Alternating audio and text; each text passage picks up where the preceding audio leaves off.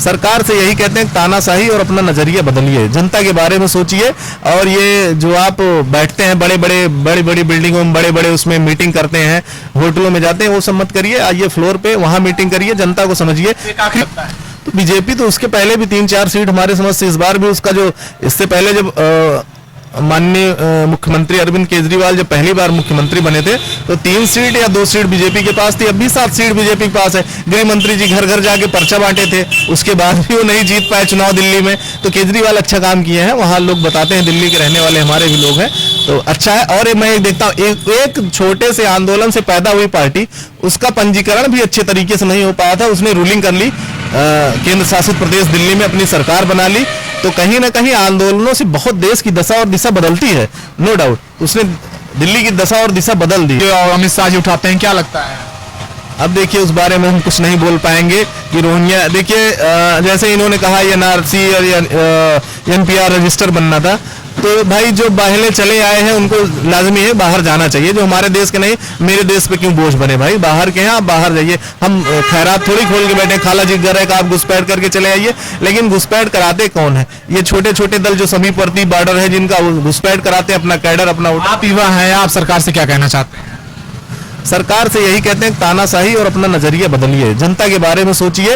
और ये जो आप बैठते हैं बड़ी बड़ी बिल्डिंगों में, बड़े बड़े उसमें मीटिंग करते हैं, होटलों में जाते हैं, वो सब मत करिए। आइए फ्लोर पे, वहां मीटिंग करिए, जनता को समझिए। एक आखिरी सवाल है, दिल्ली में अभी उपचुनाव हुए 5 सीटों पर, 4 पे आम आदमी पार्टी को जीत मिली, 1 पे कांग्रेस, बीजेपी का खाता नहीं खुला, क्या लगता है? तो बीजेपी तो उसके पहले भी 3-4 सीट हमारे समझ से, इस बार भी उसका जो इससे पहले जब माननीय मुख्यमंत्री अरविंद केजरीवाल जब पहली बार मुख्यमंत्री बने थे तो 3 सीट या 2 सीट बीजेपी के पास थी। अब भी 7 सीट बीजेपी के पास है। गृह मंत्री जी घर घर जाके पर्चा बांटे थे, उसके बाद भी वो नहीं जीत पाए चुनाव दिल्ली में। तो केजरीवाल अच्छा काम किए हैं, वहां लोग बताते हैं, दिल्ली के रहने वाले हमारे भी लोग हैं, तो अच्छा है। और मैं देखता हूँ एक छोटे से आंदोलन से पैदा हुई पार्टी, उसका पंजीकरण भी अच्छे तरीके से नहीं हो पाया था, उसने रूलिंग कर ली, केंद्र शासित प्रदेश दिल्ली में अपनी सरकार बना ली।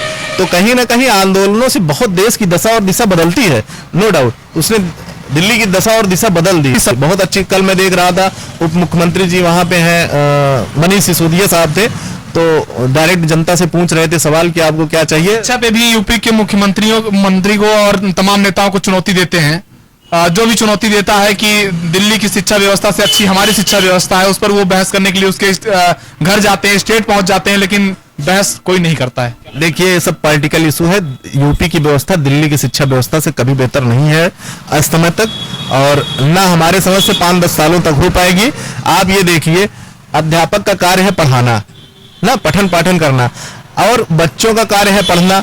अब आप बच्चों को ड्रेस देंगे, यूनिफॉर्म देंगे, मिड डे मील देंगे, उसके बाद आप तस्तरी प्लेट देंगे, स्वेटर देंगे, शूज देंगे, तो कहीं ना कहीं माँ बाप को अपने बच्चों की चिंता रह ही नहीं जाती। उसे कपड़े मिल जा रहे हैं, उसे भोजन मिल जा रहा है, उसे प्लेट मिल जा रही है, तो वो उसके बारे में सोचना बंद कर। गैस सिलेंडर को क्या लेके सोचते हैं? लगातार दाम बढ़ रहे हैं गैस। इसके लिए तो आप स्मृति ईरानी जी से एक बार पूछ लीजिए गैस सिलेंडर के दाम क्यों बढ़ रहे हैं, तो ज्यादा बेहतर जवाब। इस समय मंत्री हैं अमेठी से, हमारे पड़ोसी जनपद से सांसद हैं, उनसे एक बार जरूर पूछिए सवाल, या मीडिया का कोई व्यक्ति पूछे।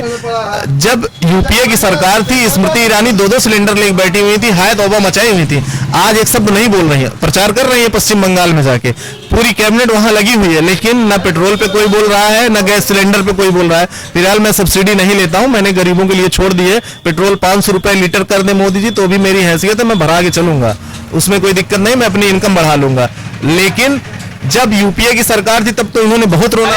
उज्ज्वला गैस योजना, उज्ज्वला गैस फ्री दी गई, कनेक्शन दिया गया, क्या लगता है? अब मुझे तो नहीं मिला है, लेकिन जिन लोगों को मेरे गांव में मिला है वो एक बार रिफिल हुआ था, उसके बाद रिफिल नहीं हुआ है। वैसे एक बार पैसा आया था इस लॉकडाउन में, तो शायद लोगों ने रिफिल भी नहीं कराया, उसका पैसा लेके अन्य काम किया, भोजन की व्यवस्था कर ली। महिलाएं भी गांव में आप जाएंगे, ग्रामीण अंचलों में देखेंगे तो लकड़ी खाना बन रहा है। दलित बस्ती में आप चले जाएंगे तो ये आपको ज्यादा देखने को मिलेगी कि सिलेंडर वैसे रखा हुआ है, चूल्हा वैसे एक बार रिफिल हुआ था। क्या नाम है आपका? मेरा नाम विश्वजीत शुक्ला है।